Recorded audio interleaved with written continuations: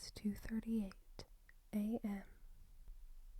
I was suddenly awakened by the sound of the old wood floor in the living room, creaking and crackling mercilessly under the strain of heavy feet walking through. I reached for my phone, but noticed it had died. My phone charger was no longer plugged into the wall. I moved quickly on tiptoes to press my ear to the bedroom door, in hope that I had imagined hearing footsteps. Leaning on the door. Alas, the door was ajar. I fell through, landing on the other side. As I landed, I felt an unearthly chill right to my bones. Adrenaline kicked in, and before I knew it, I found myself running to get out of this unfamiliar cottage I awoke inside of. Bleary-eyed, I looked up to see an empty road stretching in front of me. Where am I? And how in the world did I end up here? I look to the left and the right. It's all just trees.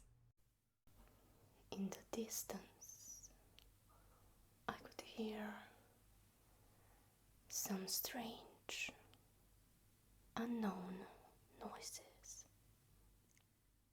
Unsure of everything, I gave myself a mental kick in the ass and slowly ventured forward to explore the road in front of me. One step at a time, I made my trek down the seemingly unending path. The strange, unknown noises grew louder or closer. It was hard to say, because as my steps echoed, they danced together on the tops of the moonlit trees and ricocheted throughout the forested grove on either side of the road. Then suddenly I saw it, its silhouette just visible through the trees.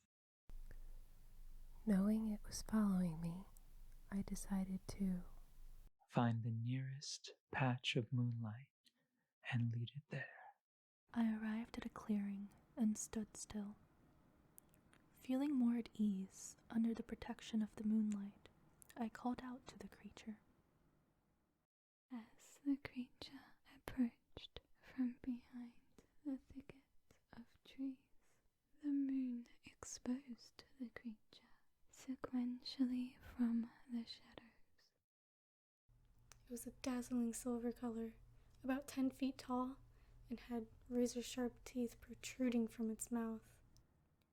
It looked in my direction, and the light reflected off of its golden eyes, giving them an eerie glow. Frightened by its appearance, I could not move until someone grabbed me from behind.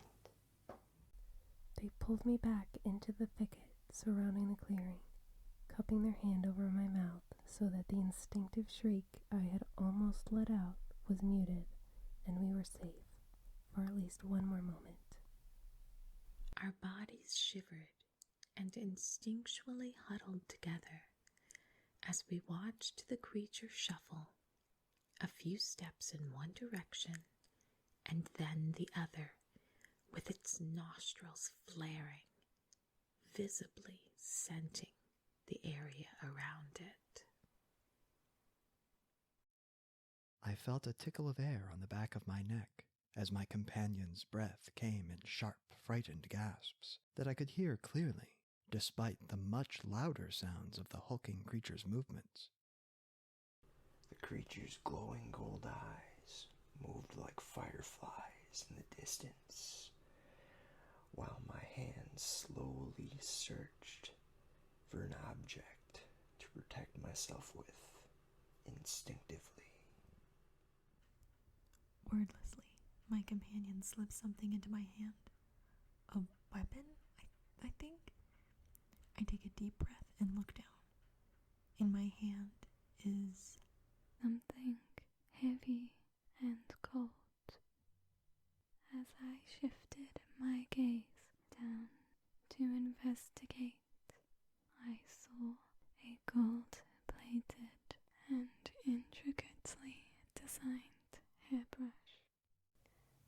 just as I thought to myself. This must be one of those weird lucid dreams. My companion reached for my hands and told me, "It's not a dream. You must use this brush for greater good. Now try to brush the creature with it." As I nervously wondered how to attract the creature over to us, and if this was even a safe idea, I realized the brush had holes along the side, a tiny opening too.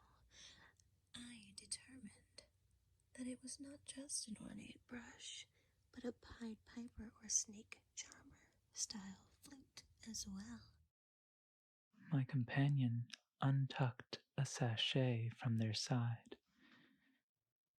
took out an ocarina similar in size to the hairbrush, and demonstrated how to hold it while playing a familiar lullaby of 6 notes repeated twice. I thought to myself, I don't know if this could get any more bizarre. But of course it did, as I followed my companion's direction and started to play.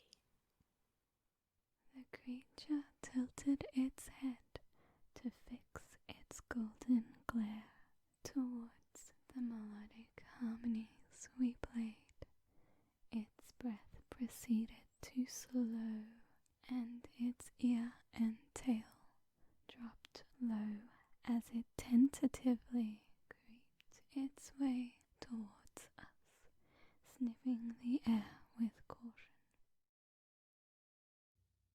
Closer and closer, closer and closer, we kept playing the melody, and closer she came over. Yes, we could now see her long wispy eyelashes and gold eyes glittering as she finally stood tall on hind legs like 2 pillars of clouds, each perched atop 3 black needle claws, opened her mouth, rows of fangs like an iron maiden, and began to sing in a most beautiful operatic harmony to our playing. It seemed she knew this piece well. The song was unlike anything else I had ever heard, sweet and sad and triumphant all at once. I became lost in it, unaware of the passage of time. I was unaware that my companion had stopped playing until he whispered softly, "You've tamed her, so she'll follow your bidding for the next 3 lunar cycles, as long as your wishes harm none other than in self-defense." Where did you find these magical beast-taming instruments, and how did you learn how to use them? I asked, while examining the odd yet beautiful accessory shimmering in my hands.